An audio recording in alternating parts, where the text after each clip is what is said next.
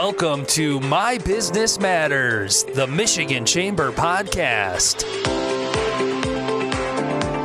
Hi, I'm Bob Thomas, Chief Operating Officer for the Michigan Chamber and today's podcast host. We're going to be talking about a special time of year to many organizations, a segment of our industry that may be small in how they're described, but they really make a big impact every day. And that's our state's thousands of small businesses and National Small Business Month that kicks off May 1st. We celebrate these diverse entrepreneurs and dive into the changing landscape and core growth strategies and activities that can help, particularly marketing strategies, which everybody's trying to get a handle on. We have a warm welcome today to two of our guests. First, Kristi Tabor, Advertising Account Executive for Scripps Local Media Broadcasting Company and Fox 47 here in Lansing. And Krista Moon, the President and owner of Ascend Business Growth, her very own small business. And there's a lot to cover about each of your areas of expertise, so let's get started. So I wanted to start with just a base layer about small business. There are thousands, as I mentioned, all across the state, and they're really the face and lifeblood of our communities, from Main Street to supporting our local economies. And Krista Moon, you're one of those entrepreneurs yourself. Can you tell us a little bit about what your business does and why you decided to start a small business? Well, definitely, Bob. Thanks for having me today. I really appreciate it. I'm excited to share ideas and insights with everybody out there today. And we help B2B companies that have a complex sales process build and maintain a strong sales and marketing foundation that's designed for scalable growth. And we focus on digital and content marketing. So, for example, we recently helped one of our customers consistently create high-value content that was optimized for their audience and for search engines, and it culminated in a $25 million Series A investment, which is so awesome. And the whole reason why I got into this business back in 2010 is because I was a salesperson for 12 years before that, building territories, hunting for new business, and this is right when the internet was coming online, and buyers were changing their decision-making from talking to salespeople to reading online. And I wanted to help companies make that transition from aligning the outbound traditional way of selling to this new way that was coming online, around in the early 2010s. And how would you describe most of your clients or customers? Are they large, small, medium size, retail? What do your customers look like? My customers are larger companies, not larger. I work with companies that have $250,000 in revenue a year, all the way up to 25 to 50 million. Those are pretty small companies, not super huge. And we work in companies that are selling B2B and complex sales, usually more in the biotech, medtech, professional services, manufacturing too, and nonprofit. You got a whole spectrum of folks, especially small business, which is great. Yeah.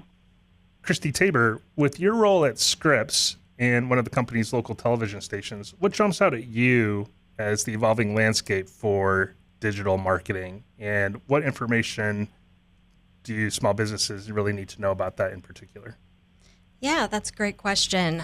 So one of the significant aspects is the increasing number of digital and social media platforms for accessing content these days. People have just more options than ever before to discover, consume, and share news and information.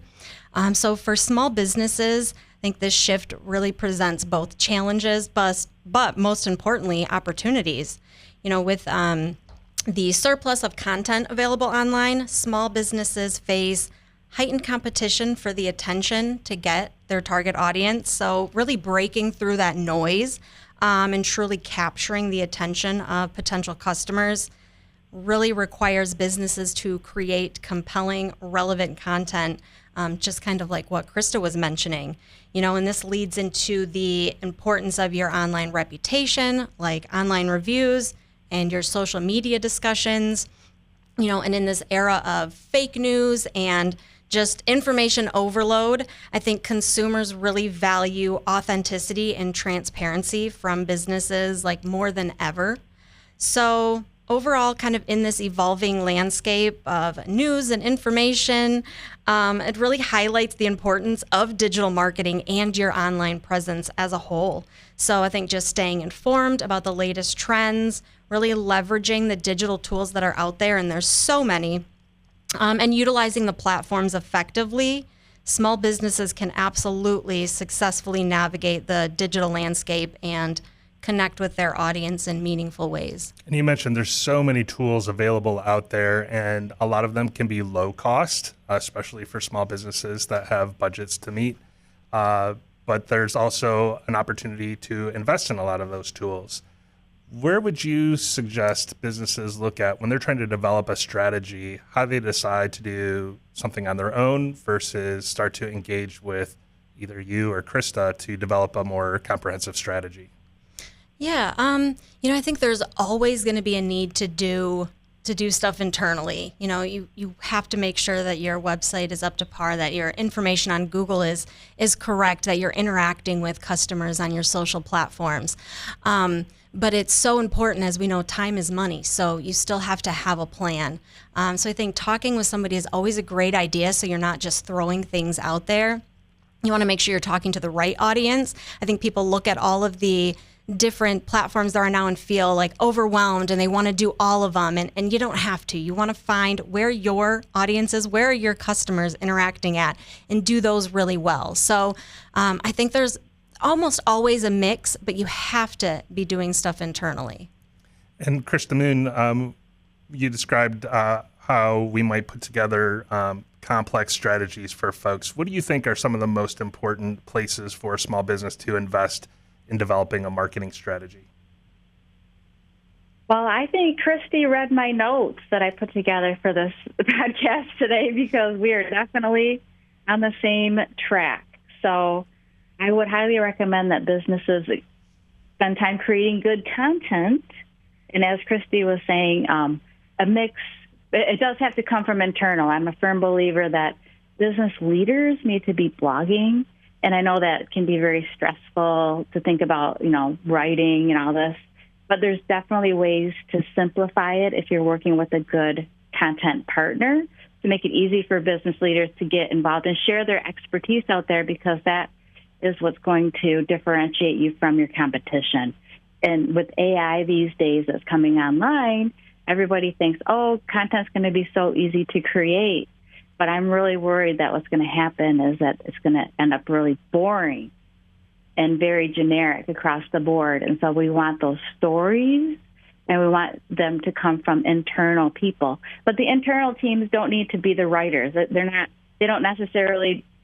going to know how to put it online, how to do SEO, what to do for graphics, how to tie in the audience, and then all the technical things that have to happen. And they shouldn't. So that's where I'm excited for businesses to come online more with creating good, high-value content for their audience. You mentioned artificial intelligence, or AI, as a trend that's coming in, and potentially how that could water down or make content boring. How would we insert human into an artificial intelligence marketing strategy? What does the business owner need to think about when they're using those tools? We'll start with Kristi.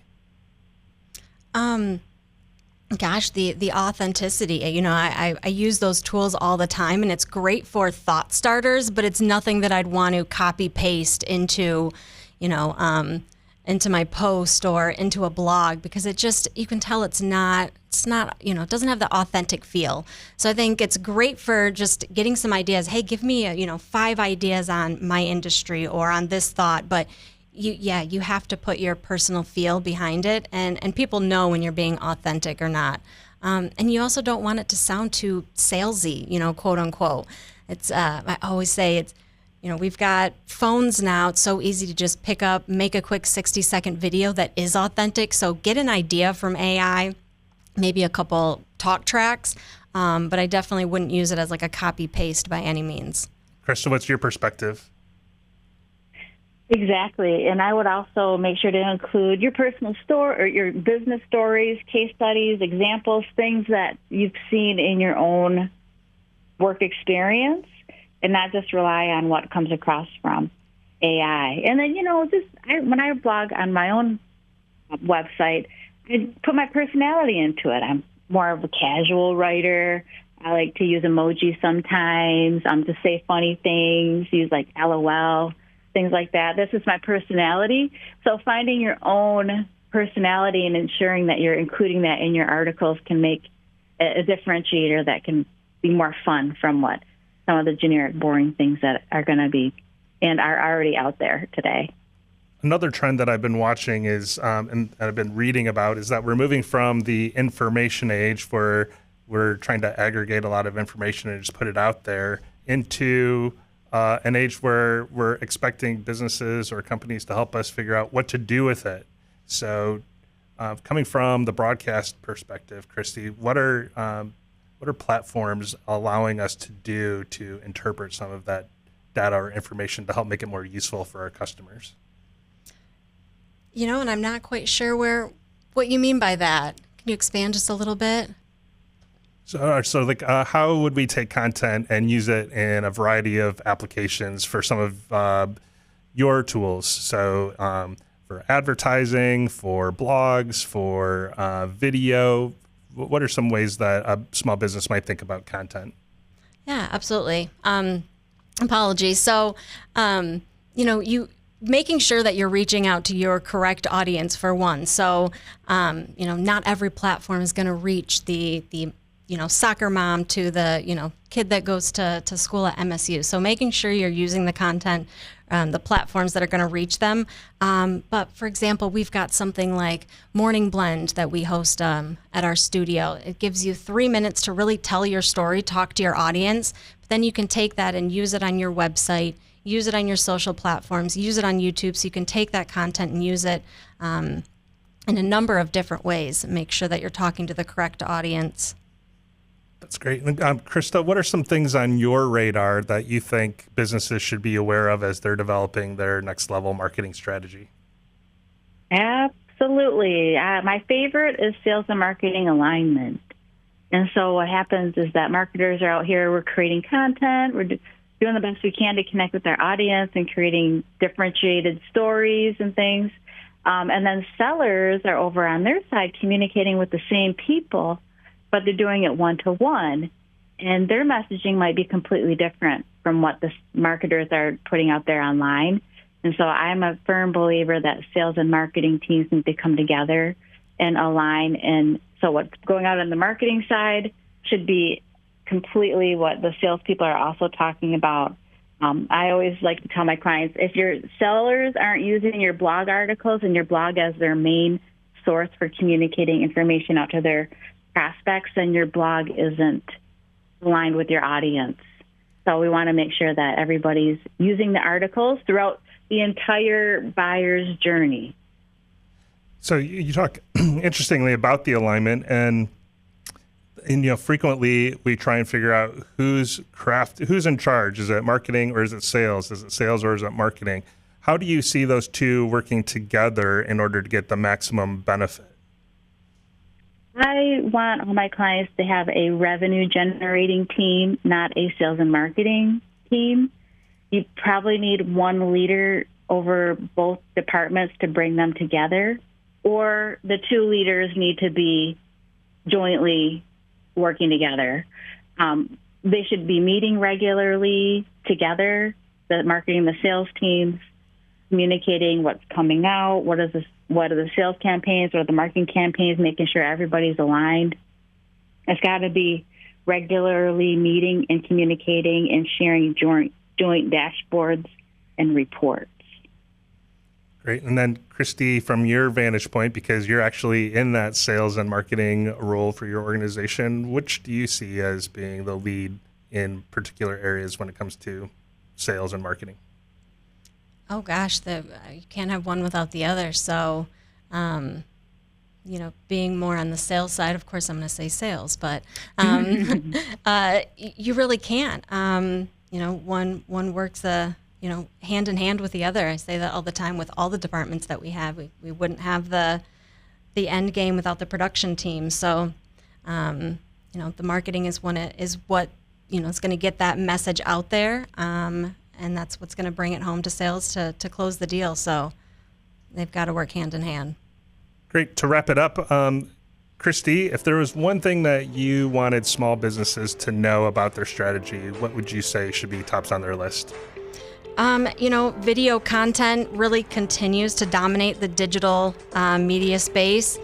It's so easy. Like I said, these days you have your phone, pick up your phone, make a 60-second video. If you're in real estate, everything you post shouldn't be a listing you have. If you're great at cooking, show the recipe you just made. Encourage your followers to post their favorite recipe. That's how you get engagement. So really be authentic, take advantage of all the platforms that we have and that are so easily accessible and affordable these days. And then always reach out to somebody, that specializes in marketing to at least just come up with that plan for you. Great. And Krista, the top thing on your list? I am not going to repeat what Kristi said because she's 100% right on. I'm just going to throw another little tidbit out there. Don't forget to optimize your content for Google so that you can get maximum value for the long term and not just a one-time hit for people that you send to the blog. You want them to find it on Google for many years to come. Great tips. There's a lot more we could talk about as it comes to both of these areas. So I know we'll have links to find both of you online. So I want to appreciate your time with us today as small business consultants and entrepreneurs. Our state small businesses are truly an invaluable part of our state's fabric and success. Make sure you support them this National Small Business Month and whenever you can. Tune in to our next episode and subscribe or like our podcast for easy notifications. Until then.